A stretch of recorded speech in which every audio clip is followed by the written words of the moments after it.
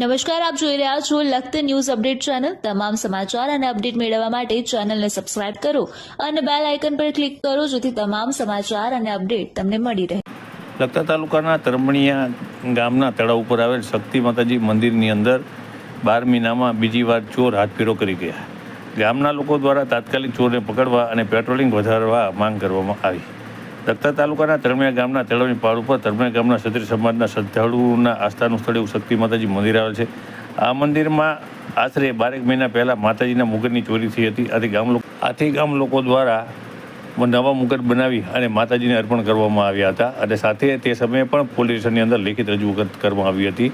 પરંતુ આજે વહેલી સવારના આ ગામના શ્રદ્ધાળુ માતાજીનું પૂજન અર્ચન દર્શન કરવા માટે થઈ અને મંદિરમાં પહોંચ્યા ત્યારે તેમના ધ્યાનમાં આવ્યું હતું કે ફરીવાર તેમના દ્વારા માતાજીને અર્પણ કરવામાં આવેલ મુકુટની કોક ચોરી કરી ગયેલ છે। આથી તેમના દ્વારા તાત્કાલિક ધોરણે લખતરના હિતેન્દ્રસિંહ ઝાલાને લઈ અને તેઓ તાત્કાલિક ધોરણે લખતર પોલીસ સ્ટેશન પહોંચ્યા હતા અને તેમના દ્વારા લખતર પોલીસ સ્ટેશનમાં લેખિત રજૂઆત કરવામાં આવી હતી અને તેમના દ્વારા તાત્કાલિક ધોરણે જે ચોર ચોરી ગયા છે તેમને પકડી પાડવા માટે થઈ અને તાત્કાલિક ધોરણે તેમના દ્વારા માંગ કરવામાં આવી હતી અને તેમનું કહેવું હતું આથી ત્રીજી વાર પણ આ બનાવ બને નહીં।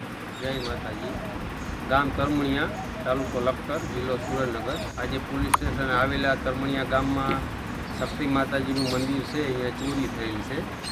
આજથી અગાઉ 12 મહિના મોરે ચોરી થઈ હતી અને એ જ હિસાબે બીજી વાર આજે ચોરી થઈ એટલે જીરે ચોરી મુંગટની ચોરી થઈ છે।